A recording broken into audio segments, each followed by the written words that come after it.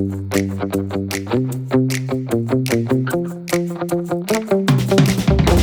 right, my friends. I'm Jeff, and this is Josue. Is that true? Sorry. You give the guy a little leeway and let him do an intro, and he flips the podcast around. If you guys are familiar with us, I'm Josue, and this is Jeff. I am still Jeff, and we are here in the middle of a holiday season where we're technically off. Yeah, we're technically on a break. But for you, we are not, because here we are. Yep. And before season 2 rolls around, which comes out January 9th. January 9th. We're gonna re-release a couple of episodes that were, in the back there, in the background, that didn't have any videos, but now we have videos for them. Yep, and you can still just listen to them. They're fun to re-experience as audio. But now, if you go to our YouTube channel or on Spotify, you can watch this never before seen footage of our podcast studio and our conversation. Yeah, but something new that we're doing for season 2 that you can get involved in right now is we want your voice on our podcast. Yeah, we've been using like our family's voices, our kids, our wives, different family members. My sister. Yeah, that was a great one. Friends. But now we want to really do this with all of you watching. We want your suggestions, why we should watch something. Maybe it's super nostalgia for you, something that you love. Send it to us at... ideas at wdyt.show. That's what do you think? And you basically grab your phone, open your voice memo app, and give us a 1 to 2 line recording of why your suggestion is worth us revisiting. Yeah, it doesn't have to be super professional or anything like that. I mean, if you have a recording studio and you want to do like some really great recordings, awesome, great, send it our way. But if you're like me, the idea of having to do that will make you put it off and then never do it. And we want you to do it. We want you to do it. Yeah. So just do it right now. While you're watching this, you could pause this, record your voice memo of your favorite nostalgic thing, send it to us at ideas at wdyt.show. Yep. But for today, our special re-release is something that got kicked out of round 1 of our bracket. And I think that hurt me the most out of maybe all, I think it hurt all of the internets. It hurt everybody. So for your benefit, we are bringing back episode 13, which was all about The Godfather. Yep. It's a podcast you cannot refuse. I can't even do that. I'm not going to try. It's a podcast you cannot refuse. It's a podcast you can't refuse. So get ready, whether you're listening or watching. We are presenting to you today The Godfather, episode 13.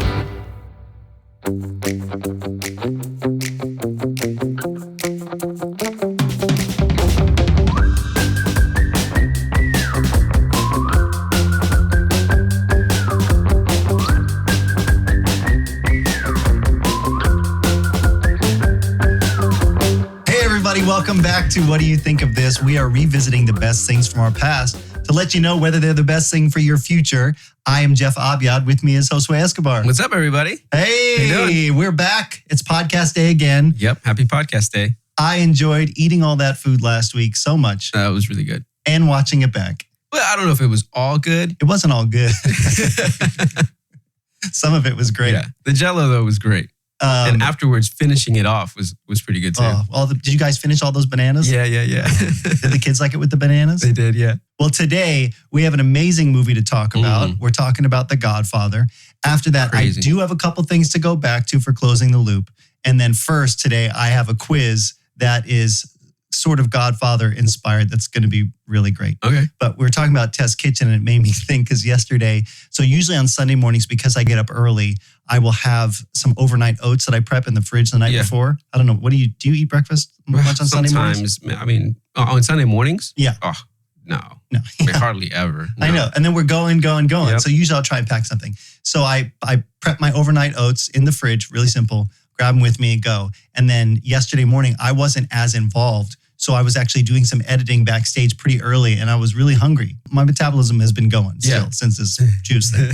And so I reached in my bag to grab the Tupperware out and I had grabbed the wrong Tupperware from the fridge and it was just a Tupperware of spaghetti noodles. Oh. Just dry leftover spaghetti noodles. I was so mad. Like, okay, well. Did you eat it? No. I would have ate it. I was like, fine. So many people told me that. I'm like, I'm not going to eat spaghetti noodles on Sunday. I mean, I know it's a thing, but this was not the kind. It's carbs. Yeah. Just carbo load. Yeah, so I did not want to do that. Oh, it's funny. And then last night, speaking of noodles, I was by myself watching this movie, right? And I needed to prep dinner because it was going to be a while. So I have this ramen recipe that I'll do when I'm on my own. You eat ramen very often? Not often. Okay. What do you? I'm not making my own noodles or anything. It's a prepped package. The red ones that you get in the store that have a little bit of spice to them. It's not just your top ramen. With like 1,000% sodium. Probably. That's probably what's contributing to these bags under my eyes, all the sodium. Well, anyway, I will saute. I'll get a little pan going with some garlic. Oh, that sounds good. And ginger, just fresh grated ginger. Okay. And then I'll throw some shiitake mushrooms in there.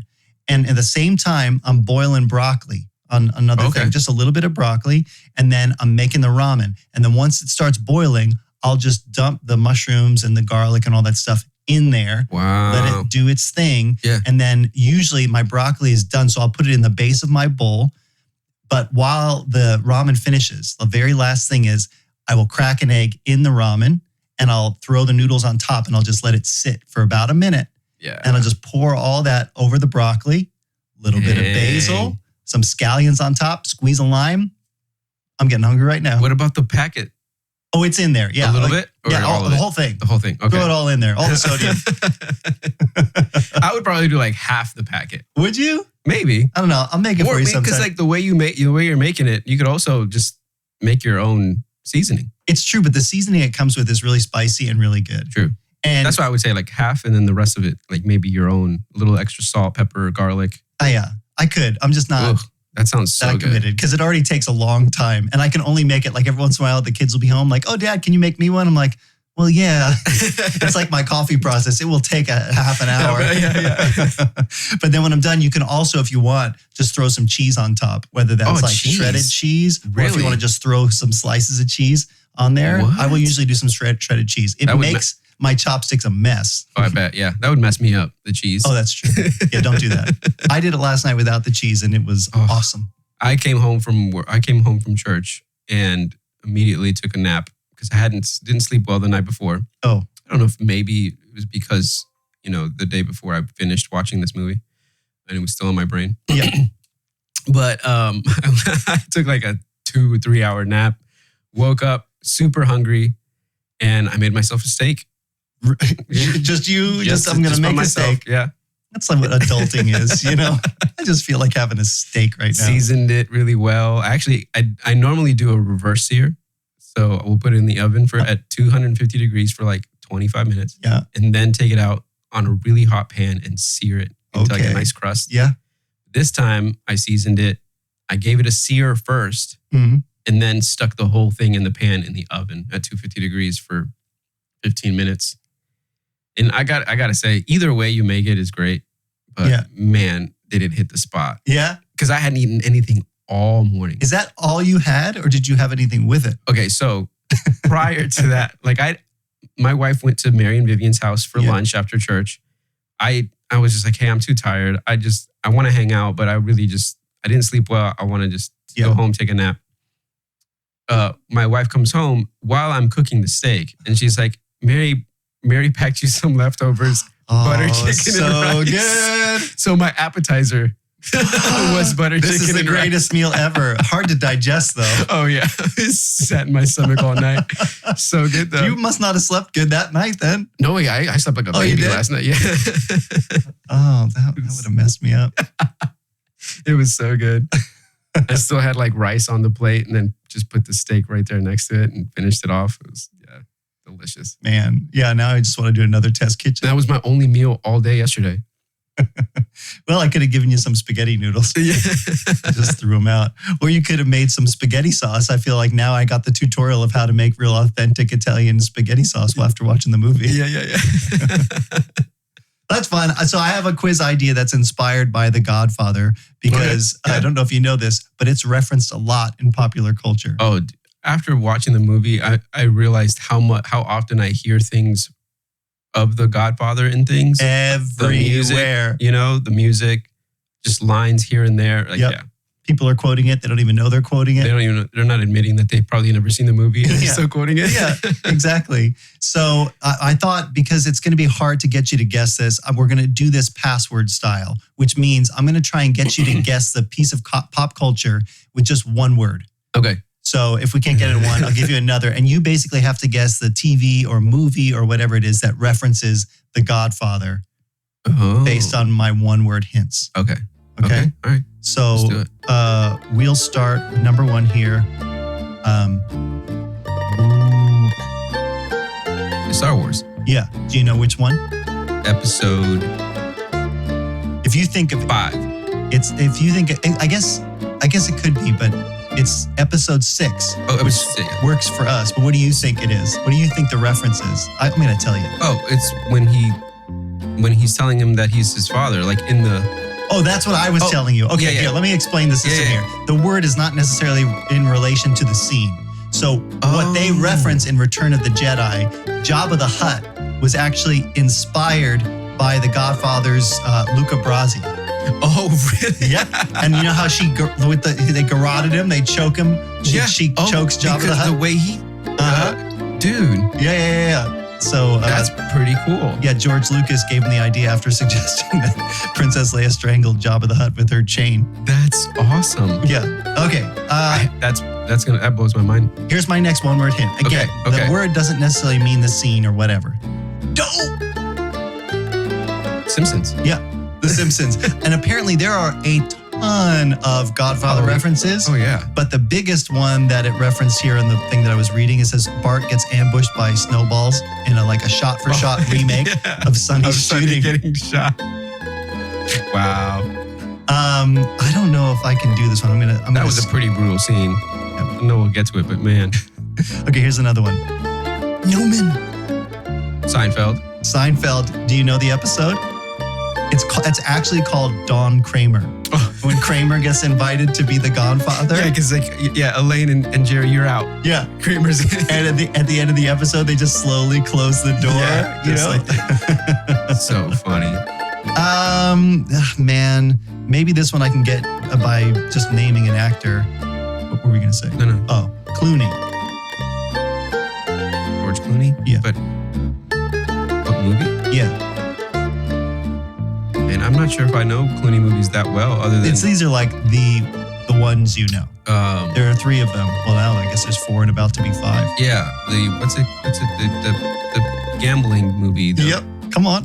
What in the world's the name of this? Magnificent? No, it's not Magnificent 7. Ocean's 11. Yeah, Ocean's There you 11. go. Yeah. So Ocean's 13 has Al Pacino in it. Oh, that's right. He's a hotel owner. Yeah, the casino owner or whatever. Yeah. And Wow. he says he's negotiating, and Danny says, "What I want, what's most important to me," which is the same lines that Pacino says in The Godfather. Wow. That's right. Some other stuff too that they mentioned in it. The Sopranos, by the way, also references this all over the place. I've never seen it, They but were there inspired by this so series. many. Okay, I'm just going to give you the rest. You've Got Mail. Again, Tom Hanks is a huge fan of The Godfather. He says every one of life's problems can be solved by watching The Godfather. And he says something about going to the mattresses, which I knew that as a phrase, but I didn't even know It's what like that meant. going all out. Yeah. Zootopia references The Godfather. Really? Yep. Mr. Big in Zootopia is a parody of Don Corleone. Robin Hood Men in Tights. Oh, what scene? Don Giovanni, when they're like trying to work out how they're going to assassinate Robin Hood. Oh, gosh. And he's got the cotton balls in his mouth, you know? That's so funny. And the guy's name is Filthy Luca and Dirty Ezio, you know? And he's like the whole scene. I love that. Animaniacs, The Good Feathers. Oh, the Good Feathers. Yeah. And That was one of my favorites, man. It's so good. They didn't bring it back in the new version of the Animaniacs. Yeah. It's not there. I don't know why. And Trolls, The Beat Goes On.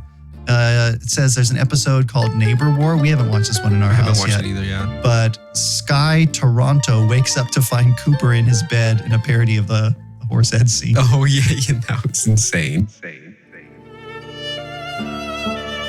Godfather, the movie, represents some of the greatest distillation of wisdom to be found in any piece of art created in the 20th century. Specifically referring to some of the quotes that I find myself quoting again and again in contexts that far transcend the contexts in which those quotes were used in the movie.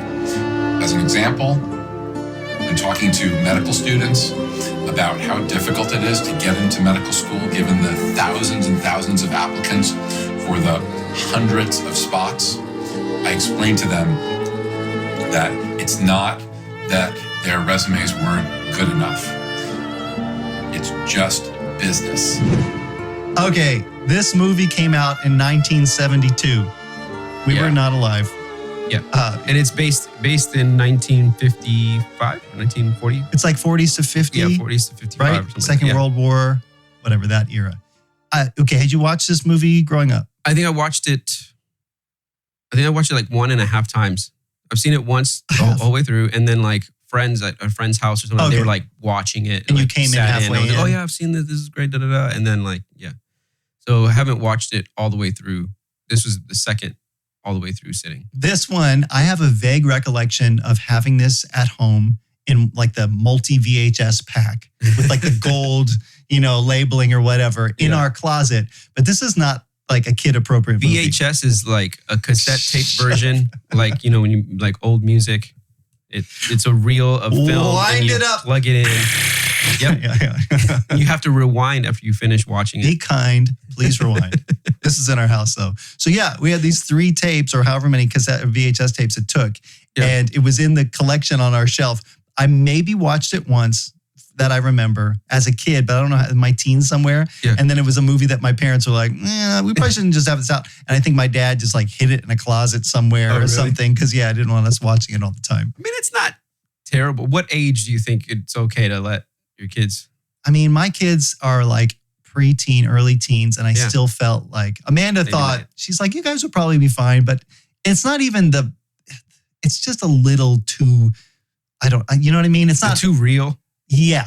It's like too like, oh, did this really happen? Because it's fiction, right? But it gives you that sense of like, is this history right now? Is this historical? Oh, this is fact? And it's like, not that they don't know this stuff is going on, but the way that it depicts it in a way that, I don't know, it's just a little too gritty. Do you think it like glorifies it a little bit? I don't think my kids would watch this and leave going, I want to be a mobster now.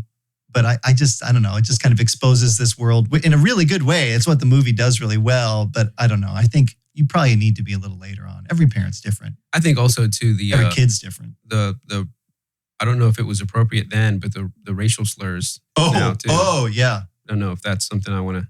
Some of them I didn't even know were racial slurs. I just figured it out by the way that they were talking. Yeah. Like, well, that seems like it's probably not a nice thing to say. Yeah, exactly. So, okay, but of course this movie, Francis Ford Coppola. Yeah, great. Godfather. And he's coming out with a movie. I was just going to say Megalopolis. We keep hitting at the right times. Like this is it's crazy. It really is. Great. Apocalypse Now. Have you ever seen that? Yeah. I saw that. A college professor showed it to our class. I had never seen anything like it. I was like, why do people watch movies like this? I had just never been exposed.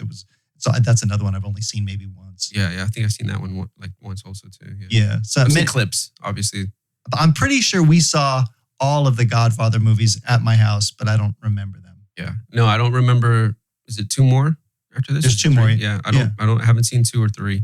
I mean, I think Tom Hanks even says in You've Got Mail, this is probably why it's in my head, that Godfather 2, I think there's a line where he says, might even be better than 1, but you can't beat the original. Yeah. But I think 3 is notoriously like people do not like it. Really? I read that 1, they were preemptively expecting its success so much that they started developing 2 before 1 was even out. So those 2 came out pretty close to each other, but then 3 was something like 10 years later. Oh, and what is it? Francis Ford Coppola? It is. It is still? I didn't look into the details. I wonder who wrote it, whatever. Because this is based off a book. Yes. Yeah. Yeah. This is based off of a book. Is it 3 books? Or is it just 1 book? These seem like details I probably should have looked up. Yeah, me too. Because I would imagine if 1 and 2 were part of the book, maybe 3 wasn't, and they just made up the story, then that's probably why they didn't have a source material to kind of make it as good as for the first one. So that kind of happens. That could be why, but I don't know. Yeah. And just to explain to anybody, if they're listening for the first time, the conceit of this podcast is we're revisiting these nostalgic things.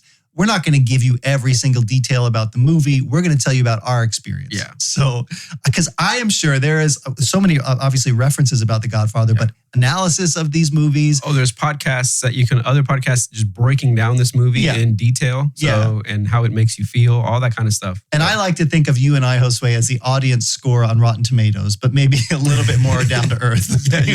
This is what a normal person feels like when they watch this. I don't have the history. I know some of the quotes from culture. I've seen it maybe once. You're going to get my raw, real experience of this movie. For sure. Yeah, me too. We're going to try a new format today because we don't have time to break this down. This is a 3-hour movie. And I feel like there's a beginning, middle, and end to the beginning, middle, and end of this movie. Right? Yep. Yeah. And they time skip a little bit, right? They time jump. They do in ways where I wasn't expecting it sometimes. Yeah. And ones that I feel like maybe weren't super clear. Right. Okay. Yeah. So I don't know if it got lost in editing or what. But the basic plot of this movie. Yep. We open up. You're getting a glimpse of this mafia family, okay, the Corleones. Do you know it's a mafia family? If you didn't know what about this movie prior, would you have guessed that this was a mafia family? I think so. Right off the bat? Man, they seed it to you in a nice way where you're just kind of getting glimpses of, because you have, what's his name? Bonacera at the beginning asking for this favor. He's an Undertaker.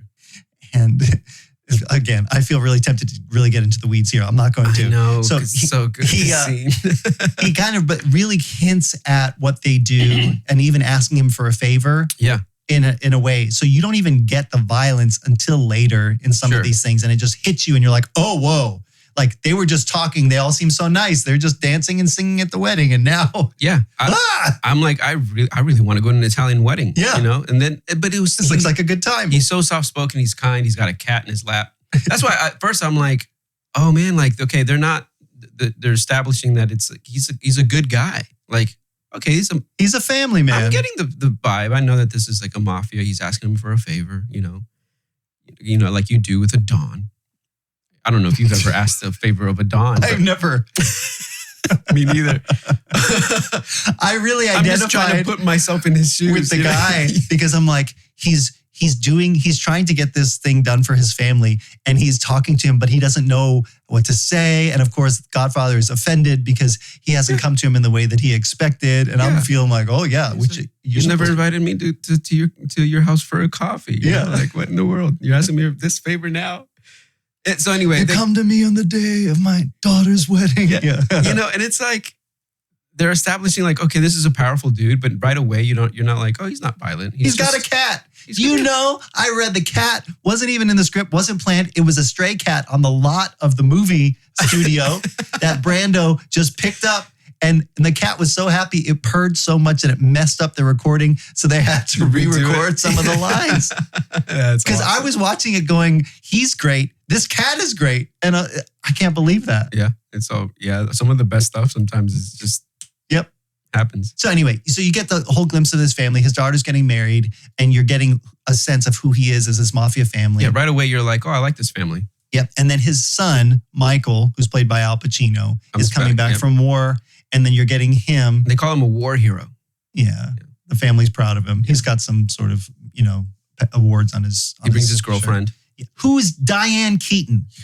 I had super young. Al Pacino. They're all so young in this. Yeah, I know famous people are in this movie, but I forgot completely that she was in this. Also, Adrian from the Rocky movies. I love that. I totally forgot. I don't know if I knew this or not, but I'm like, that's Adrian. I love the Rocky movies, by the way. Yeah. I only know them from culture. I maybe have seen one of them. He's so young. Yeah. Don Corleone's daughter. I wanted to look up her name because she plays, was it Connie? Talia Shire. That's her name. I just want to throw it out there because obviously she's well known and great. Yeah. But I saw her and I was like, why do I know this person? Oh, there it is. Played a very different character than in Rocky. I'll tell you what. So, okay, you get this whole thing. Favors are happening, whatever, establishing the family. Michael is kind of adjacent to the family, not really involved in the family stuff. Yeah. And then slowly as things unfold, he's just getting drawn in to actually help out his father. Yeah. And, assassination attempt happens on his father. Yep. And so barely survives. He comes in and then slowly he just starts getting pulled into the mafia lifestyle. Yeah, well, he he steps in to be like, I'll be the one to bring revenge. Yeah, he's going to kill these two people. I'll kill the two dudes responsible. And then he has to leave. He has to leave the country. He goes to Sicily, where they're from. Gets married. He gets married. I didn't remember that at all. He leaves his girlfriend. Yep. Just like... He can't tell her. They have to pass word on because he's got to get out of Dodge. But then he just gets married again. Yeah. Or not again. Gets married to this Sicilian woman. How long had that been? Because I was thinking at first it had been a while, but he still had the bruises on his face. That's where I think I was a little confused with how long he was there, the time jump, because going through this, he's there. His father recovers. Yeah, they cut back and forth. He recovers after 4 or 5 gunshots. It wasn't like a minor injury. He almost died. It took a long time. Yep. Is what they make you feel like it takes a long time. But that bruise is there for basically 2 years. Yeah. I don't know if they did that intentionally or maybe we didn't get that right. One of the guys in the movie says to him when he comes back about his face looking good. So I'm wondering if there was some sort of surgery needed, or the guy didn't hit him that hard, did he? They did say he broke his jaw. I guess I was thinking about the cop hitting him. He did hit him really hard. He did hit him. That's right. Yeah. Because he was like, look, he broke his face or what, Yeah. But what makes him come back is they assassinate his then brother who was taken over for the family. And he comes back and he kind of takes over with his dad because his dad is still alive. Mm-hmm. And he's, for all intents and purposes, like, my son is calling the shots. Yeah, he's passing it on to him. And then he ends up getting back with Diane Keaton's character, Kay. Yep. Hi, it's been 2 years. I've been here for 2 years, by the way. Yes. Yeah. A year or 2 years. And I just want you to marry me. And she's like, well, let me think about this. You abandoned me. You got remarried. Okay, yeah, I'll marry you. Yeah. What he says to her, the line is, I need you and I love you. And I felt like it was really intentionally in that order. I need you and I love you. Like, okay, well, I do have a connection with you. They obviously were, into each other and in love with each other from the beginning of the movie. Yeah. A lot has transpired since then. Okay, his life has taken a turn. Did he think he wasn't going to come back to the U.S.? Maybe that's why. I think once he went to Sicily, he was like, calling it quits. That's it. But he comes back and I think he realizes that he needs this woman to sort of normalize him as just a human being, like his father with his father's wife, who you don't get a whole lot of glimpses of, except like she's singing at the wedding. She's a really like motherly figure. Yeah. She doesn't have anything to do with the business end of things. And she doesn't ask the questions. No, because she says at the dinner table, once the Sonny takes over, and he's like, oh, whatever they say, don't talk business at the table. This daughter, they're getting in a fight. Yeah. And then she jumps in. She's like, don't interfere. Yeah. When Sonny jumps in. Yeah, that's right. And you get like, there's some stuff behind the scenes you just don't get from her. No, yep. It's all under the surface. She is definitely a mob queen. Yeah. That's the men's business. That was one of those this movie was very much like women have their place. Yeah. And so by the end of the movie, then you get that real, like he decides to lie basically to Kay when she's like, did you really do this? He says, no. He says, the only time. He says, this is the only time I'll let you ask me about my business. Yep. Go ahead and ask me. Is it true? No. Straight to the face. Buys it, hook, line, and sinker. Does she though? I think she knows. At the end, when you've got guys coming up to your husband kissing his hand. Yeah, we need a drink. He sends her out of the room and that's it. Yep. And the door slowly closes. And it sets him up now. He's the Godfather. He's the Godfather at the end, which was really cool because Al Pacino's in this movie and, watching it now, right? Like knowing Al Pacino's career and how great of an actor he is, all that kind of stuff. You're seeing this movie and he's an up and coming actor. Mm-hmm. And you can buy that he's not supposed to be a part of the family business. Yeah. They're keeping him away. Where was he when he found out that his father got shot? Was he? Well, he sends his wife back to her family in like Massachusetts, New Hampshire, like that, somewhere else. So I got the sense that they were up there. Yeah. So I really got the sense that, he's just like a secondary character. He's not going to be the star of this movie. But the way they transition into making him the star of the movie or like co-star of the movie, they really built it really, really well. And for me, the time that he's in Sicily isn't my favorite portions of the movie, but I can see how it was really important to establish like what he went through, like how apart he has to be and what brings him back. Yeah. It has to be the vengeance. It has to be they killed my brother and they killed my recently wife. Yeah. You know, that completely turns his whole character Mm-hmm. to being the Don. And then like everything that he does is just masterful chess moves that I did not see coming. I knew it was going to happen, but after a while of not watching it, I'm like, man, this is there's way more happening than you think. Totally. You know? So, Yep. And that's exactly what's happening with this family too. You have this surface level Italian family, and then underneath is all this other stuff. Nobody's talking about it, in public or at the wedding, but it's going on. What would you say if somebody asked you like a quick synopsis of what this movie is about? What would you say? I would say it's about a guy in a mob family who gets sucked into the mob. He didn't want to be involved, and over the course of the movie, he has to become. He ends up taking over. Yeah, and he's great at it. I don't know.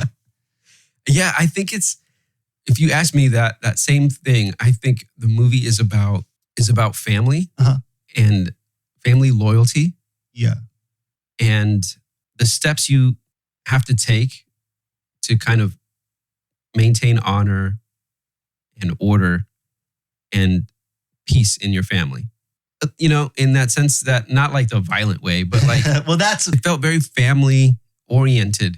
Like we do these things for us to kind of our bubble, the way we do things has to come before anything we do for anybody else. Mm-hmm.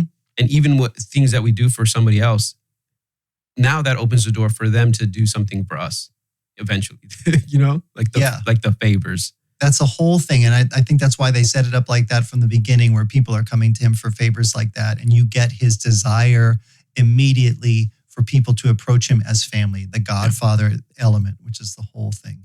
I want you to come to me in relationship. I don't want, they call it business, but it's all framed under the device of, like you said, family. Oh, so-and-so, why do you call him your brother? This happened this many years ago, and now he's part of the family. One of the things I feel like we should touch on is why he has to become part of why Michael, the son, has to get sucked into the family business is because this is a mob family and another mob family. They want them to get involved in their drug business. In the drug business. And Don Corleone is like, no, I don't want to be involved with drugs. It's a nasty business. I have politicians and judges in my pocket. They're not going to be with us if we go into the drug business. So, respectfully, I decline. So his son, his name is Tom? Yes. Robert Duvall, great actor. Great. Robert Duvall. Young, obviously, in this. So good. He's basically the family's attorney. Mm-hmm. And so he's the Godfather's top advisor. Is he a consigliere? Consigliere. Consigliere. Yeah. I can't say it like an Italian, so I'm not going to even try. And I think his character is so good. And he's so wise. Yeah. He just always comes out with this smart advice. He really knows how things are operating. And so in the course of them negotiating with this family, the Tagliatellis, about getting involved potentially, they sit down in this meeting with him and Sonny. And Sonny is the actual son who, he just doesn't seem to have a handle really on what he's doing. He's got a really short fuse and not thinking things through as well as the other guys. Yeah. So already you're like, you can't take over this family business. Okay, but what I was going to say is he's establishing, we don't want to get involved in this drug business, but in about 10 years, if we're not getting involved now on the ground level, we're going to have problems later on. And so going into the meeting, I, again, not remembering the movie and what was going to happen, was thinking the Godfather was going to go along with it because they were all set up. And it wasn't really even clear to me other than his just gut instinct. And like you said, the fact that he didn't like it as a dirty business, like he says, why he pivoted without telling anybody other than he's the Godfather. He's making the call. Yeah, yeah. But that did catch me off guard. Yeah, I think it caught everybody off guard. Yeah. And obviously, because the son all of a sudden starts, talking, and the Godfather, shuts him up. Him. He's like, "Don't you ever talk." Don't ever tell anybody what you're really thinking, or he says something like that. Yeah, don't tell. Yeah, and that's what basically the other mob family is upset about that. They don't make it known right away, but basically they go, okay, fine, you don't want to do this? Well, we're going to get rid of you, basically. And that's when the attempt of his life comes. And that starts the entire, I don't know what you want to call it, but like the dice, you know? Yeah, the dominoes falling. Domino effect. Yeah, the domino falls. That eventually get Michael in? That eventually get Michael in. Yeah. Because if none of that happened, I would figure Tom would have been right. 10 years later, they would have no more power. You know, their family as a, you know, mob family wouldn't have the same amount of power. They'd probably just get pushed out, and what happens, you know, they'd just be history. It's really wild, you know, all this mobster stuff and violence that's happening under the surface that they don't show you, I think is what this movie is doing really well. Because my kids came home at last night after I watched it, and they're like, oh, what'd you think? Because, you know, Ephraim was interested. Yeah. And, you know, it's like, I honestly don't know at this age if you would like this movie, because like Gladiator, and I think these movies are different. Yeah. But there's just a lot to appreciate about it that wasn't flashy. There was a lot of slow dialogue. And I read that they had to extend the movie, that they had a first cut that was shorter and they wanted it to take a little bit longer. So maybe some of that was in there. But there were a lot of like, oh, we're Al Pacino's talking, and we're slowly zooming in while he does this, or at the beginning earlier, we're slowly zooming out.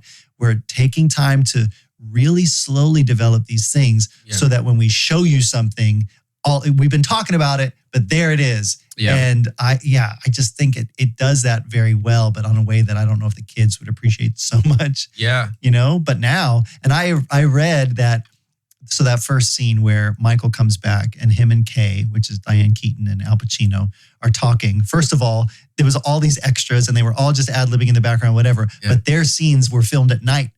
And the guy, the director, whomever, was super upset because they had to put on all these lights and it was a very difficult process. Oh, jeez. But he said in some interview somewhere that they both were just chatting about the fact that they thought the movie was just going to tank. They're like, I don't think this is going anywhere. And it made his career. Yeah. You know? Yeah. Dang. That whole, like, it was an unexpected thing for me. And I, you know, all going through it going, well, I wouldn't expect to like this. Yeah. Right? I mean, no, I think, well, I don't know. I expected to like it. I expected, because culture loves this. People talk about it all the time. Maybe that. But I think if I didn't know anything about this, and, you know, even telling my kids, oh yeah, it's a movie about a gangster family, a mobster family. I mean, and whatever. It's like, it doesn't sound great on paper. I mean, it must have, for it to be a book. Well, it literally did sound great on paper. I guess I take that back. When Michael is sitting there talking to Kay, it really helps that he's like pointing out who everybody is. Like, you're in that seat of her, you're in her seat. And he's going, that's so-and-so, that's so-and-so, and that's like, who's the dude just talking to himself on the ground? Thank you, Godfather, for inviting me here on the day of your daughter's wedding. I hope her first child is a masculine child. That's the line from Robin Hood Men in Tights, actually. Oh, really? Yeah, he gets up and he's like, no, stop that. He's saying the wrong thing, you know? Oh, man. Well, so that's one of the things that was really funny that they added to the movie.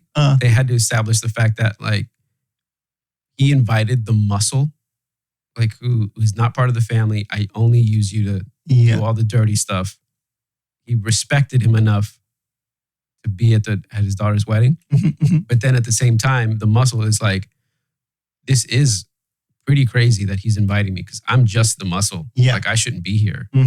And you have to make an appearance. And the Godfather is even like, who wants to see me? What? Okay, you know, go ahead and let him in. Yeah, and he just delivers this thing. And then the kids interrupt a little bit and he like kind of messes up what he was about to say. I read, and again, these are all IMDb trivia facts, so I never know if they're actually 100% true, that the actor himself, what's the guy's name? What's the character's name that's stumbling up? Is it Luca? Luca Brasi. Lenny Montagna. Okay. Or Montana. I don't know how you pronounce it. Was actually nervous to act with Marlon Brando. And so that hiccup was a real thing that they kept in the film. Did they film it in order? I don't know. I wonder if that was... You mean the whole movie or just that first scene? The whole movie. Because if that was like the first scenes and the first time he was going to act in front of him, then I can understand it. That whole first scene, like all that development around the wedding. Okay, talk about scenes we enjoyed. Yeah. I just really loved. I mean, the Bonacera conversation was just terrible, right? And this desperate guy, and then wedding, right? Yeah. And then you go back, and when does Johnny Fontaine come in? Speaking of tie-ins to episode, it's like they were very specific. Like, this is not based on Frank Sinatra. But it pretty much was. And apparently Frank Sinatra got really mad about it. Really? Yeah, and they somehow were like, he was an older character. It's not based on you or whatever. But he wasn't thrilled about the idea. They're all yelling, what's all the commotion outside? And then he comes in, right? And he's talking to the Godfather, and he's starting to, I don't know what to do. I don't know what to do. Yeah. And he slaps him. You can act like a man, you know? That was so great. That was another great one. All of those interplays that he's having with these, I'm like, Marlon Brando. I know he's a controversial actor and like super like method actor, apparently like the father of method acting. Oh, really? Did you know that he doesn't memorize any of his lines? Really? This is part of his process because he felt like the delivery is more natural reading it first hit. So he would like, some of the actors would have cue cards on their chest or whatever. He's just reading it and then delivering the line for the first time. Jeez. This guy. That's crazy. How frustrating. I know. But they're like, for the other actor too, it's like, we're going to put this on you. You're going to be filmed in a certain way. So you can't see it. Like, oh, really? Like, but I'm using my body to act. And I can't. Who do you think you are, Robert Duvall? Just put this on your chest. And apparently also a really big prankster, Marlon Brando. I read that on this set, there was a lot of mooning going on. Oh, really? Yeah. I don't know, between James Caan and whomever else. And I guess Brando got into it too. But anyway, so I love that interplay in those first scenes. Was really good. Yeah. I mean, if we're going to talk about favorite scenes, I think that one's great. Some of my favorite scenes, I don't know why, but some of the violent ones were some of my favorite scenes. Well, so they cut to Hollywood, right? And that's like scene basically number 2. Yeah. And the guy is showing him his prize horse, and I'm like, oh, the horse, because I know about that, you know? Is that one of the ones you're talking about? No. But I mean, that one is a pretty crazy scene.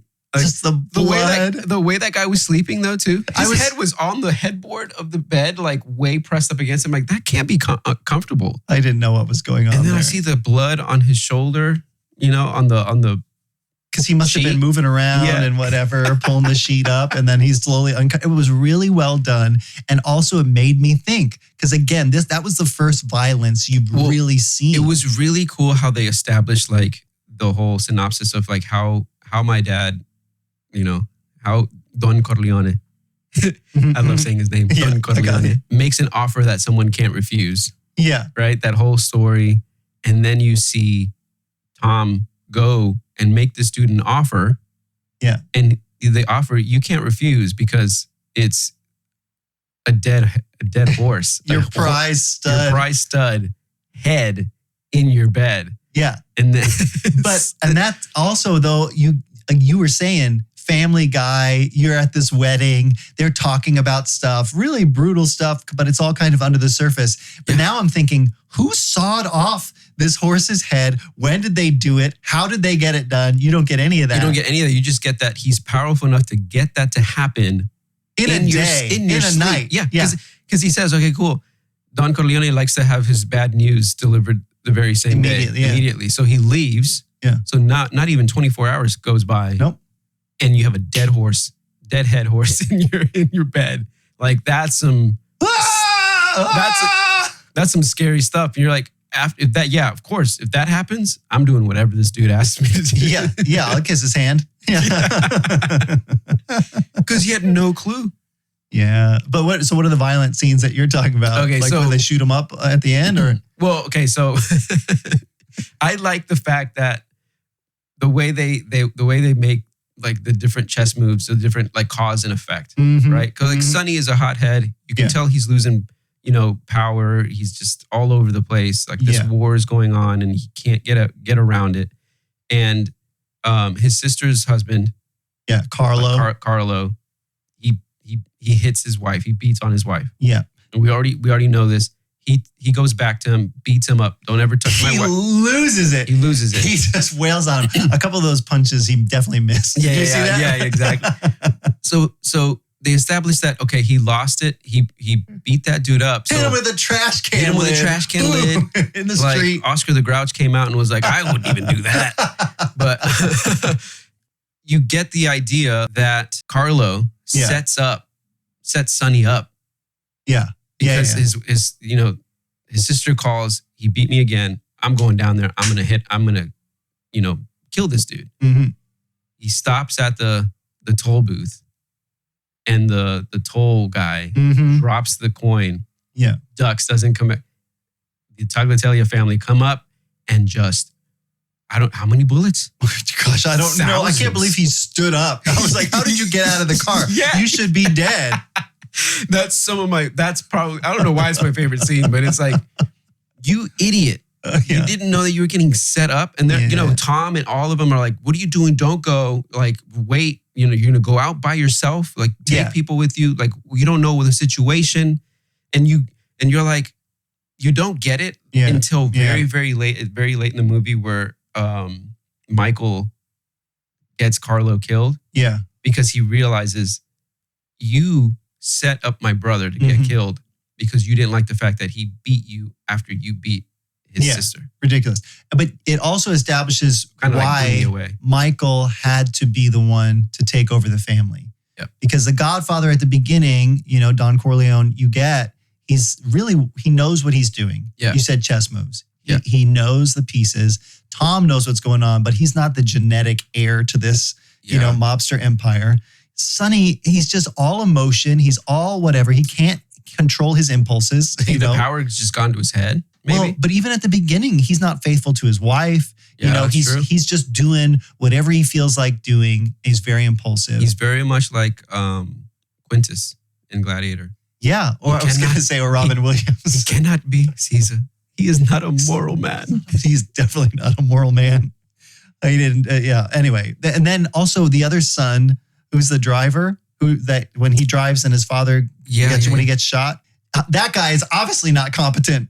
That whole scene where the first Godfather gets take out his gun, he can't take it. He's like, "Oh, I'll just drive because their driver was sick or whatever." He's okay. They're all incompetent not incompetent, but they don't measure up to Michael. Yeah. Michael is the guy, and so when he comes back home and he says, to his dad, I'm here, I'm with you, which meant a lot, and Marlon Brando is there, literally crying tears, in the thing. You get him as a Godfather is looking at his son going, he probably knew that this was the only way it was really going to work, but I'm not going to force his hand. Yeah, you're right. I think he knew that Michael was probably the one that was more like him, like more tempered, strategic, thoughtful in how he did things. Yeah. And I think he figured, okay, he's not going to do the family business. He's in the military. He's a citizen. They even call him, he's a civilian, right? And he realizes, he's actually the one that should. Yeah. And then when all of this goes down, because his brother can't handle it, right, has to take over. And he's like, it's like, okay, I didn't want this for you, but this is the best thing for the family. When he starts taking that on, okay, so he offers to kill the cop in Sollozzo, right? Yeah. And he goes, they walk him through, they give him the gun. He was hiding in the bathroom. You're going to go in this. They're walking him through specifically, you're going to shoot them both twice. Yeah. You're going to drop the gun. You're going to walk out. He's like committed to this, and you're into this restaurant where this is about to go down. They're speaking Italian. I have no idea what they're saying. I don't have subtitles. I don't know. I tried to put subtitles on, but there was no subtitles. There wasn't. A lot of it. Yeah. But Al Pacino's crazy face right before he shoots them. Yeah. He's just like, this is it. The switch flips. I've got to do this. I feel like that's the moment when he obviously decides to kill these two people. He's probably killed people before, right? War. But they even say that, like, oh, you're from a distance and it's not like shooting somebody right in the head or close up. And then he just basically he takes on the whole role at that point. Yeah. And that face comes up like later on when he goes to Vegas. Remember this is way later in the movie, right? Yeah. Because he's obviously now stepping into the family role. And he wants to buy the casino. He wants to go buy the casino. From what's the actor's name? He also plays I didn't remember him. His name is Alex Rocco. He's Okay. Mo Green in the movie. Yeah. But he plays the mogul in That Thing You Do, who's like the record executive. Oh, Sal really? or whatever. Oh, He's that's like, the same "There's dude? mustard on this, whatever. Yeah. Same guy. Same guy. Dude, I didn't even realize. At least I think so. I didn't look that up, Okay, but okay. that's what I seem to recognize him from. But the same thing when he wants to buy the casino from him and he's making him, again, you said like an offer he can't refuse. Yeah. And the face he makes is so, it's that same crazy face. And then later Which on. Al Pacino is great at. Man, so good. And later on he becomes the godfather to his sister's child. Yeah.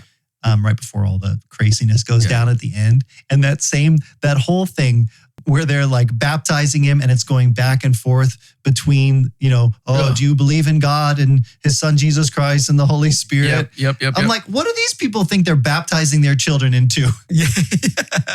Is this just like all for looks? It must be. It has to be, yeah. Because I know some people will go to church for like hellfire insurance. Like I don't want to go to hell. But I'm like, you are fully, doing the worst anybody could ever do. You can't think baptize. You're trying to spare this kid and hoping they get up and grow and become a different person. Yeah. Because they're gonna be right back into the whole thing. Anyway. Do you renounce Satan and all of his? I do. Oh, yeah. Or whatever he says. Go in peace and may the Lord be with you. Oh my gosh. And you got to imagine this priest knows what's going on. I don't think he does. They're reading about the family in the paper. That's right. Yeah, they have to.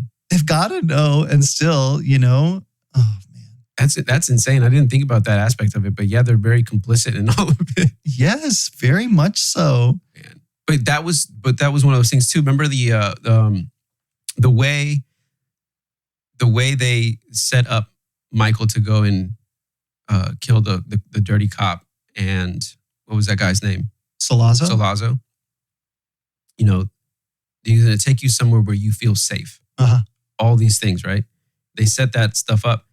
And at the funeral, the father's funeral, the guy comes up and goes, hey, he wants to have a meeting with you. I can set it up in my territory where you'll be safe. And his dad had said to him, whoever comes to you to arrange this meeting, is the traitor. Crazy. Yeah. I mean, he's so smart. And so my other favorite scene is where Don Corleone dies in front of his grandson. Oh, yeah. It's so sweet. It's like he's playing with him. He's like a fun granddad. Yeah, they're just messing around. He's just being pop. Like he's just being, and the little boy doesn't even know. Like his granddad just had a heart attack, falls in. What plants were those? I don't know. It looked like corn, but it kind of wasn't, did. Right? No, maybe they were sunflowers. Yeah, maybe. Yeah, and probably. Yeah, he falls, has a heart attack, and dies in front of his grandson. And the kid thinks he's playing at first. Yeah, and the little kid, I don't know what actor that is, whatever, but him running away, it was very innocent. Like, okay, am I done with this scene? Like, I would need to run to mommy or off camera or something. I could just see like the kid is like knowing like this is all play. Yeah, but we know the reality that's like, oh, he's gone. Yeah, that whole moment where he's playing with his grandson and everything, you could tell like this is like him, who he really is. Mm-hmm. He's not the violent. He's not all that stuff. He has to do all those things because that's how he took care of his family. That's the business. He's like, you do all of these things to just take care of the family. It always comes first. And I don't know if it's, and unfortunately it has to be like a dirty thing, manipulating people, killing people. It makes me wonder if his story is similar to Michael's, where you grow up in this family. This is the system we're a part of. Yeah. And as much as you might try and get out of it, I mean, obviously we all like, on the human side, I get this is a story. So in the real world. Is it though? Is this based off of, no. In the real world, I would hope do better. Yeah. But in the movie, you're looking at him and you're sympathizing with him going, oh, you are just part of this system. Mm-hmm. And the more you try and pull out of it, the worse it gets for you. I don't want to get involved in the drug business. And then all this awful stuff happens where you released your grip. So now I'm just going to tighten my grip and do what I know to do. Yeah. Crazy. Yeah. Even though, like you said, he's just this great grandparent or whatever. And so then that's when he knows like people are going to take advantage of, now that my father's gone, they're going to try to get at me. And before they get to me, I'm going to just wipe them all out. Yeah. Whoa. Yeah. Crazy. And that whole last bit was really intense. Yeah. Okay, so Stan... I didn't expect him to kill Carlo. Oh, me either. Well, I was watching it going, why is he allowing this guy to be part of the family? He's been awful this whole movie. And he just found out, he put two and two together, like, oh, you set my brother up to get killed. But he's still gonna, and he's gonna send him away to Vegas. Yeah. What about the family? He's not gonna be able to see his family? Oh, it doesn't matter. He was not gonna see his family anyway. Yeah. And then you get the classic, he chokes him in the car. Because he sits behind him. Oh, I'm going to move over here so you can't see through the windshield or the rear view mirror or whatever. And I'm like, oh yeah, this guy, he's dying. He's like, oh no. His foot kicks through the windshield. And that was some pretty good filming. I mean, yeah. I don't know. I need to watch more of Francis Ford Coppola's movies, but I can see how a lot of his like directorial type things are very iconic and people still do them today. Yeah. Just the different angles and shots that he took, how much he lingers on stuff or doesn't linger on stuff. Yep. Man, like he lingered on that foot kicking through the windshield. It never moved until he was gone. It really it's really impactful because like it's a very violent thing. Yeah. Those actors, they did such a great job. They were so great. I don't know if this was necessarily a favorite scene, but it definitely stood out to me when Luca Brasi is going to basically be a mole or whatever in the other family. And he's walking into this bar. And you have the feeling you can't trust any of these people. Yeah. It's weird because the Corleone family, you almost feel like at least they're true to their word, or there's some sort of level of not safety, but it's established at the beginning. It's more familial. Yeah. And I don't know, this guy's obviously coming in as a traitor. They got wind of it or whatever. But the way that all goes down is so like well done, even to the point where the guy looks above his head and you get a sense that there's somebody standing behind him. I don't know if you noticed that, because Brasi's standing there at the counter, and before he drives the knife through his hand, he looks up behind him like a kind of, are you ready? And they go, boom. And then the guy just chokes him. Well done. When someone mentioned that Don Corleone is like kind of losing it, I think that was like one of the chess moves that made everything kind of go downhill. Because for him to do that whole thing of like, no, I refuse, it seemed very respectful around the table. Like, no, I don't want to do this business with you. Whatever, shake hands, walk away. And then he says, send him to be a mole, basically. I felt like that was kind of a backstabbing type move. Like, hey, you made the first move to be dishonest here. Because if you would have just trusted him and whatever, maybe that wouldn't have happened. Maybe they wouldn't have retaliated the way they did. I don't know. I don't know either. I got the sense that they couldn't, maybe because I'm set up to trust the Godfather more as a character. Yeah. I felt like, oh, they are totally going to go behind your back, so you need to do something to protect yourself. And that was how he was operating. But obviously none of them trust each other. No, yeah. Even at the end when they have that conversation, like, I'm not getting my son back. The truth. We just need to get over. They even hug it out. Yeah. But then he leaves and he's in the car and he goes like, I didn't expect it to be, what is his name? I didn't expect it to be that person to be a traitor too. Sal Tessio? Sal Tessio. Yeah. I didn't expect it to be Sal Tessio. I was like, whoa, he's just so smart. Yeah. With everything that happens. So that's why I thought, okay, he had a justification for putting, Brasi in as a mole. Because there is no trust. Clemenza with that line that I've heard a million times, but I knew it was coming. Leave the gun, take the cannoli, And I loved that setup. Like, oh, I'm still going to take care of this for my wife. She wanted this, but they're in the middle of murdering somebody. I'm going to get out and take a leak, and boom, that's it. It was so it's so nonchalant. Yeah. The bulletproof vest with the fish in it. Yeah. It's an old Sicilian message. Yeah, he sleeps with the fishes. Wow. I don't know if there's other Italian mobster movies before this, but this must have been the thing that launched, that movie Casino, or, all the other movies. Yeah. Right? Maybe. I have no idea, but it was intense and good and just really obviously well done. The makeup that they did for Don Corleone too, like the puffy cheeks. And the jaw, like a prosthetic or whatever, which I guess is on display at a museum somewhere in LA or something. Huh. It looked good. Yeah, I guess when he came in for the interview, he put cotton in there, legit, but then they made something for him for the movie. Because he wanted to talk like this. Yeah, but the jutting forward of the jaw. It was really good. Is that called an overbite or underbite? That's definitely an underbite. Underbite. I heard that, or I read that during an early shot of the scene where they are bringing him back from the hospital, Corleone, that as a prank, Brando put weights under his body in the bed just to make it really heavy. What a jerk. Some prop people were probably like, yeah, this will be funny. Yeah, we'll give you some No, weights. it was Marlon Brando did it. No, I know, but like, helped him out. Yeah, of course. I mean, like, hey, you guys, I got an idea. They're like, okay. The slap in the face that he gives Johnny Fontaine was not in the script. Oh, really? Yeah, he just did it. Wham! And the actor's probably like, Yeah, shocked, Okay. obviously. And then it was like he didn't know whether to laugh or cry or like, because it was like, I'll just keep rolling. that's great. I read that the leave the gun, take the cannoli line was ad-libbed. That seems almost too good to be true. Yeah, that's like someone on their A game right there. Yeah, it was a Robin Williams status quote. Yeah. The part where James Caan throws the photographer's camera on the ground, also improvised. Oh, really? Yeah. Yeah, because, those were FBI agents and stuff like that at the beginning of the movie taking pictures of everything. Yeah. Did they have a warrant?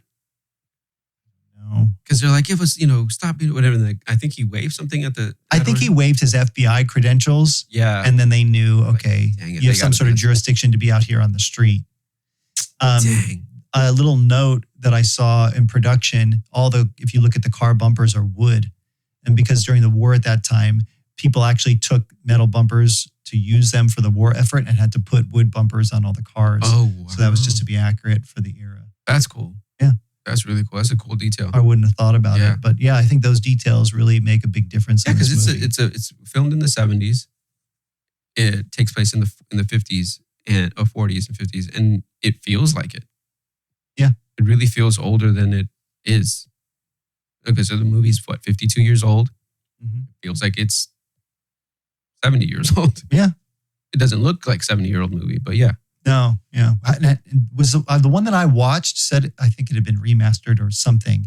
Because I had read that originally it was very dark.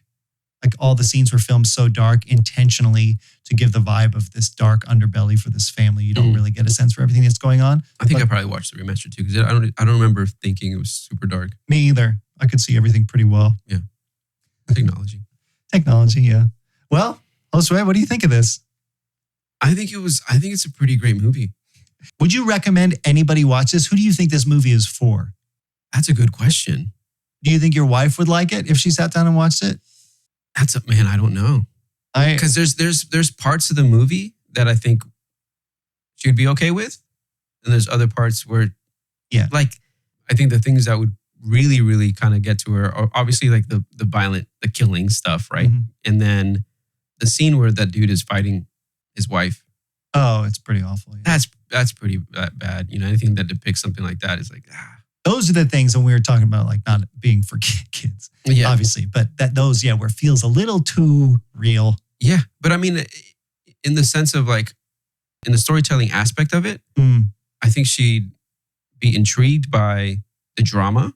Yeah. But, it's when you get down to like the really questionable morals, it's like, nah.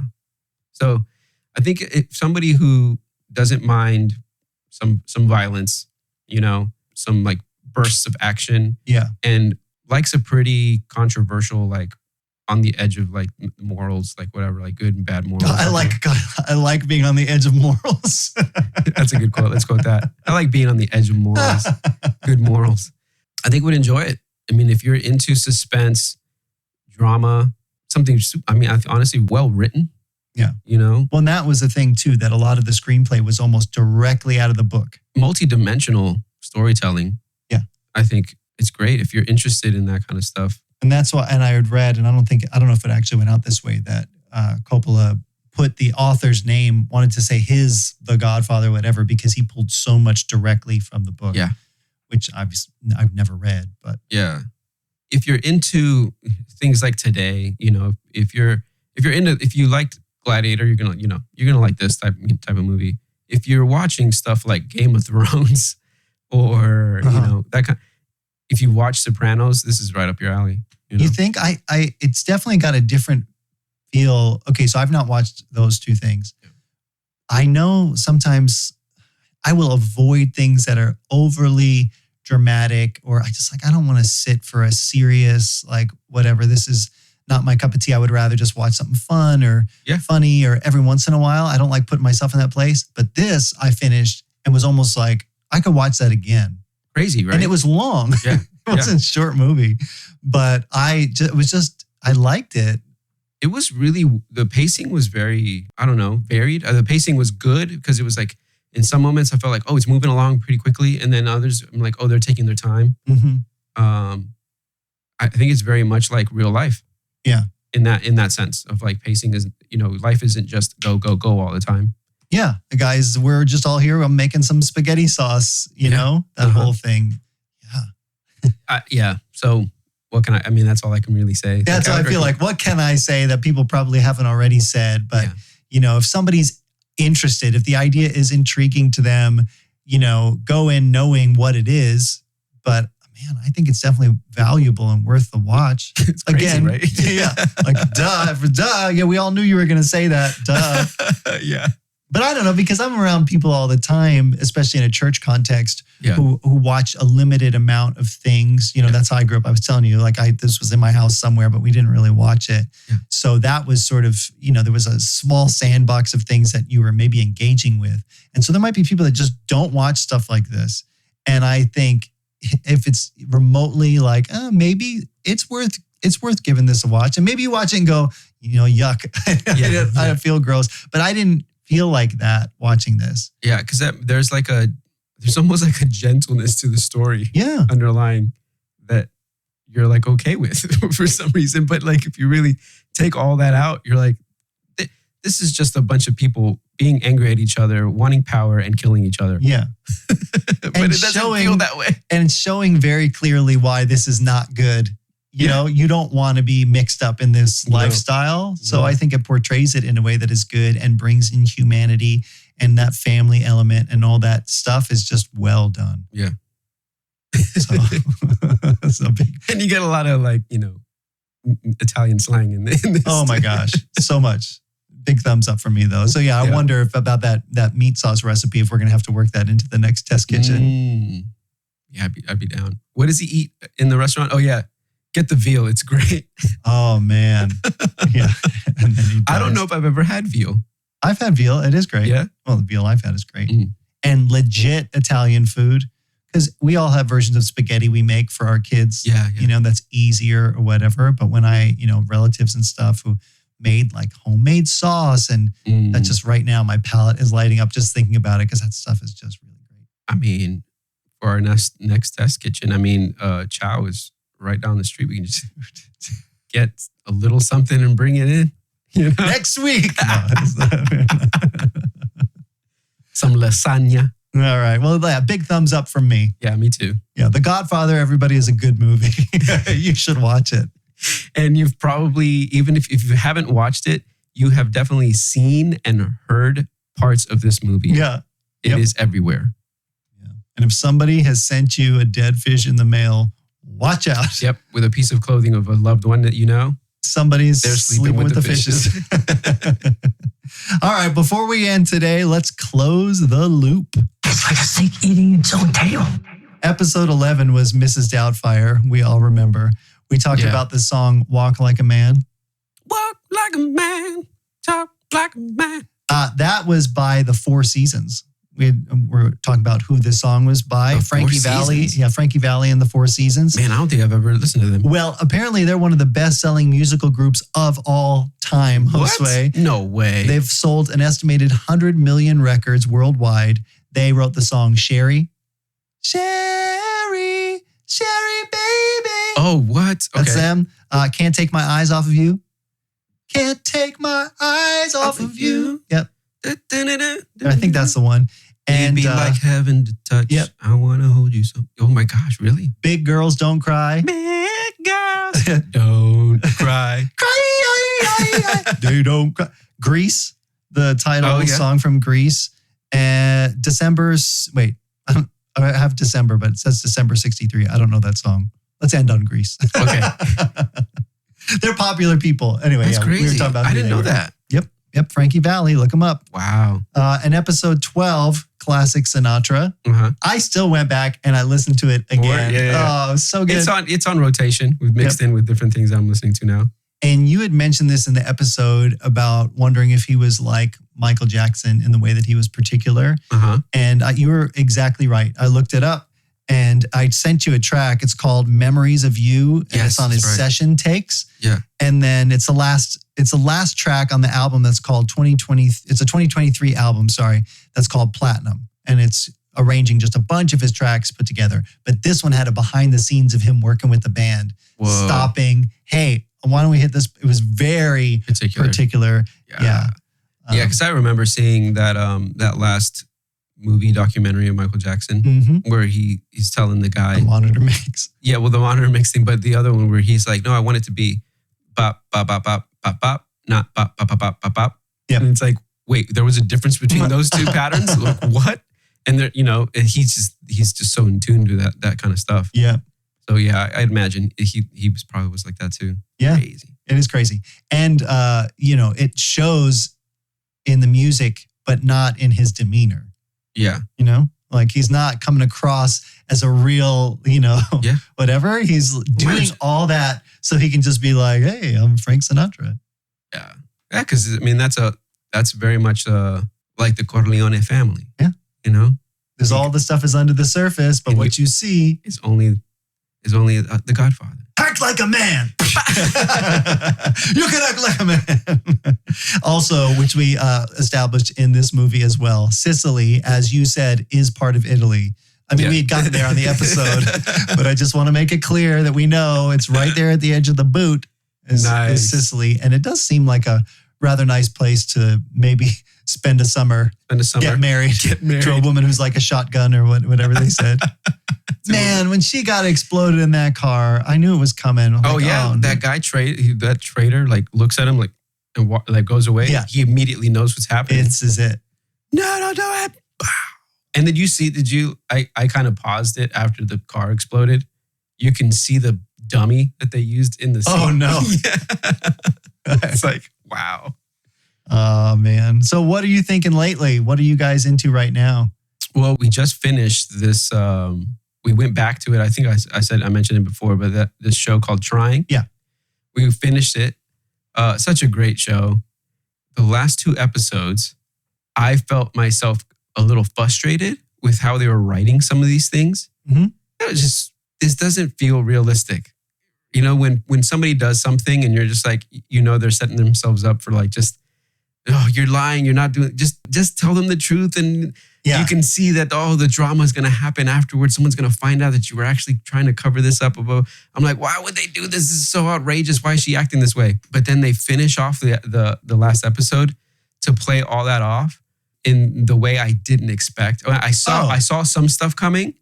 So they were just trying to throw you off? Oh my gosh, they threw me off so well. And like, Elizabeth, like the tears came and everything. It was like super touching. And there's this one scene where, okay, really quickly, this one guy is like, he's going to sail the Pacific or whatever, right? Okay. And family doesn't want him to do this because you're going to die. It's too dangerous, whatever.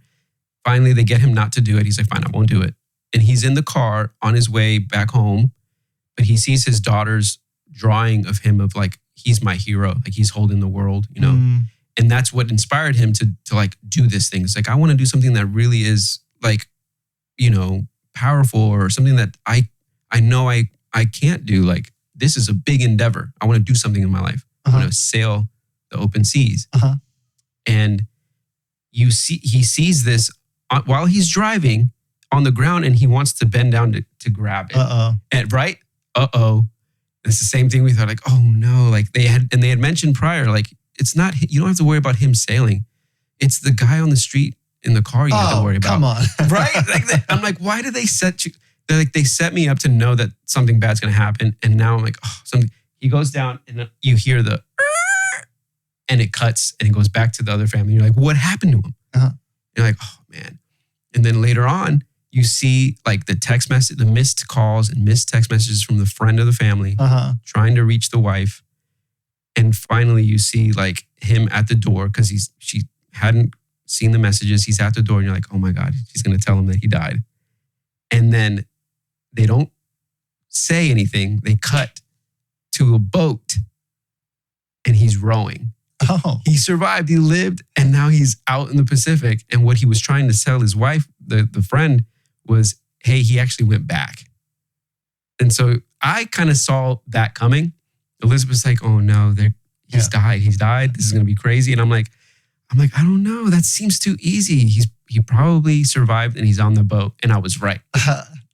And so anyway, the way they played some of that stuff off, like, was really, really good and touching. Okay, yeah. And it was emotional. And then later on, what is the word? Subvert your expectation. Yeah. They really did that very well at the end of the show. I would highly recommend that show to everybody too. Yeah. Trying, it's an Apple original. Yeah.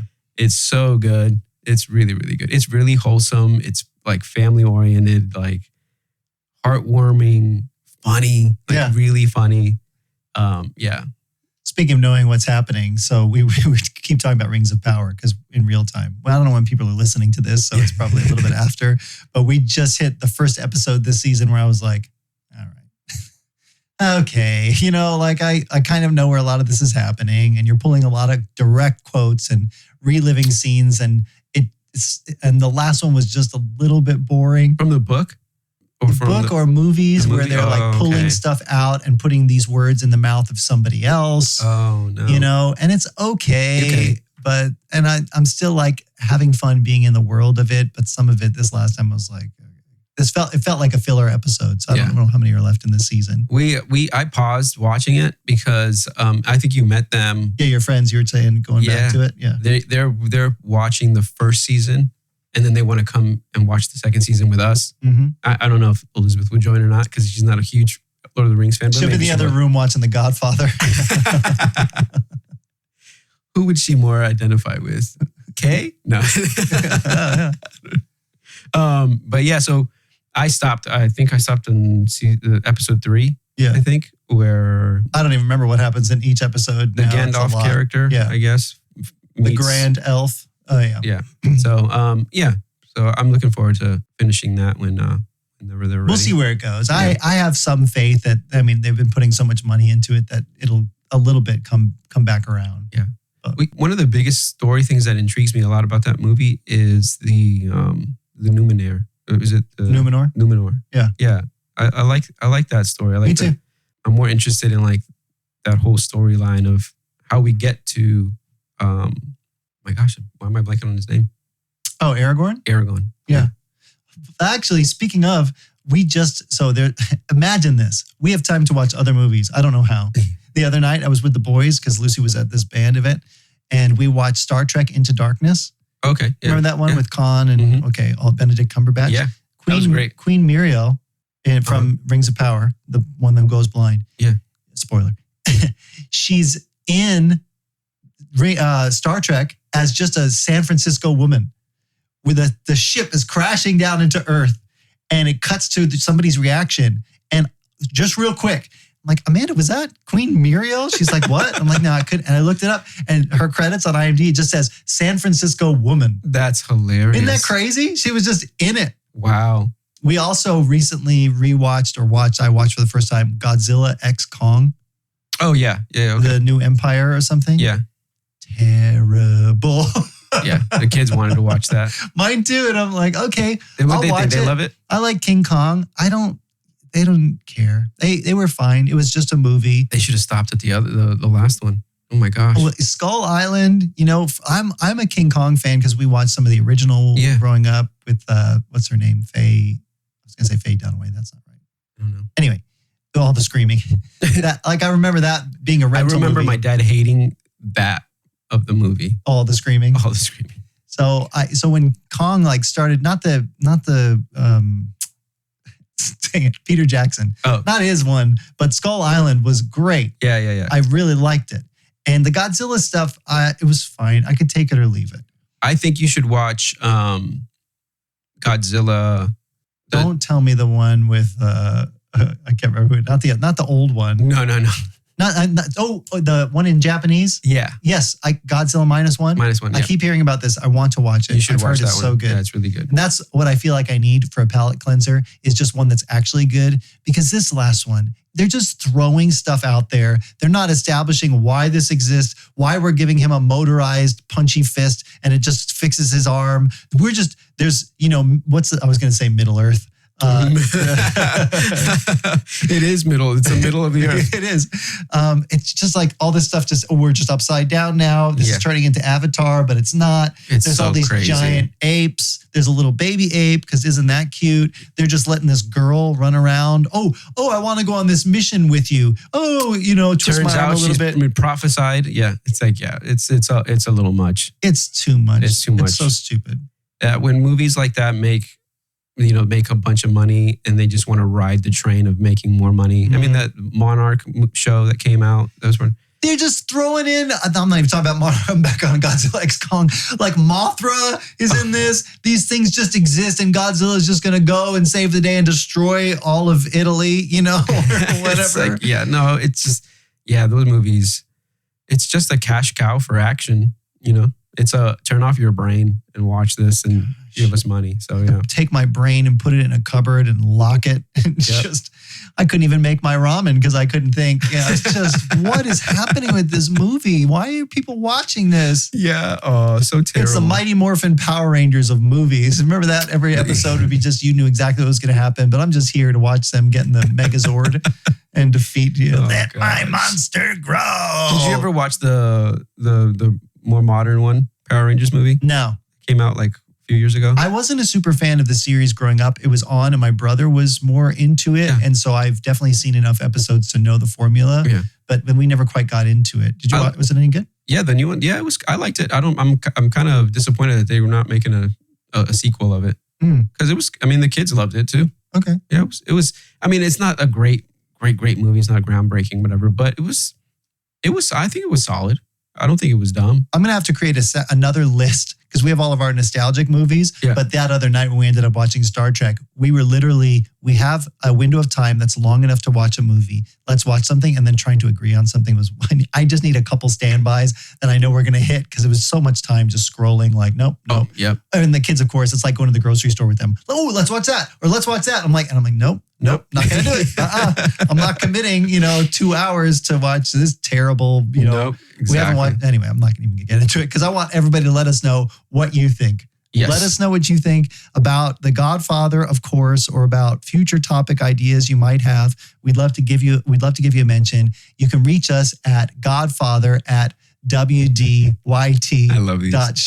That's what do you think? I should have made it cannoli this week. But you can also leave your comments on Spotify. If you're listening in Spotify right now, you can scroll down. Mm-hmm. First of all, you can vote on whether you think The Godfather holds up. I want to know if anybody dares to say that it doesn't. Nope.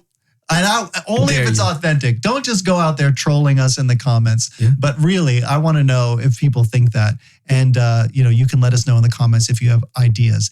Okay. Yeah. So next week, if people don't know, you can pause right now and look at the album art for this podcast episode. And there will hopefully, I haven't created it yet, be a tease to next week's episode. Last week was Test Kitchen, but the one before that was Frank Sinatra. Mm-hmm. And if you looked on his lapel, there was a little Godfather rose on there. Yep, okay? that was nice and subtle. That was the one that almost broke me. I put the wrong hint in. It was a whole thing. On the wrong. Yeah. Okay. This one I thought I would tease for you. You don't know what we're doing next. Okay. By way of a song. Oh. And see if you could feel it. You were looking for it on the soundboard. Okay, here we go. Ready? I don't know if I have enough. I didn't drink tea this morning. A legend was sung of when England was young, and knights were brave and bold. The good king had died, and no one could decide who was rightful heir to the throne. You getting it? Is it? It seemed that the land would be torn by war or saved by a miracle alone. I have no idea. And that miracle appeared in London town. The sword in the stone. Oh, wow. Good job. We're going to one of my absolute favorites from childhood. The Disney classic, The Sword in the Stone. This is going to be good. I'm throwing this out there now as we do, so people, if they would like to watch this with us ahead of time before we unpack this and find out if it's really everything that my brain tells me that it is. Mm-hmm. Because this was one of VHS that got so much replay in our house, at my cousin's house. Need a movie to watch. Gonna watch this. Let's watch The Sword in the Stone. Wow. And I don't know why, because obviously it came out way earlier, but this was one that hit. Yeah, I think I've probably seen that one maybe 3 or 4 times. Have your kids ever seen it? I don't know. I don't think they have. I'm excited. Yeah, me too. Oh, who knows? Hopefully they're not really disappointed. Yeah, hopefully they're not like, this is too old. Because it starts with that song. It's a very classic feeling Disney, but it's kind of a unique one. And I haven't heard that song in ages. Yeah. I think it's probably been years since I've watched it though. Yeah. I mean, it's probably been, I don't know, wouldn't be able to count. I can't wait. And I felt like we need to bring in a little bit of levity after the Godfather. Yeah, for sure. Oh my gosh. But listen, until next week, please follow us. Give us a 5-star rating and a review. If you don't follow us, you might end up finding a dead head, horse head in your bed. We'll make you an offer you can't refuse. My prize stallion. Now, give us those 5 stars. You can follow us on Apple, on Spotify. It'll take you 5 seconds. You could literally do it right now. And you can find links to all of those, as well as to our YouTube channel. If you haven't already seen the Test Kitchen, you can find it there, as well as links to Instagram. It's all at wdyt.show. I don't know what Instagram reel is coming out this week. I have one from Alice in Wonderland that I'm saving, where you delivered maybe my most favorite line to spontaneously come up on the podcast yet. So maybe that'll come out this week. I don't know. You can follow us at Instagram at wdyt.show. That's what do you think.show. We'd love to hear from you. Yeah, guys, let's have some fun together. Let's have some fun. So thanks everybody for your suggestions. Thanks, Josue, for another great suggestion. This episode was awesome. I loved this movie. No, this movie was awesome. Meow baby. Meow baby. Meow baby. Meow baby.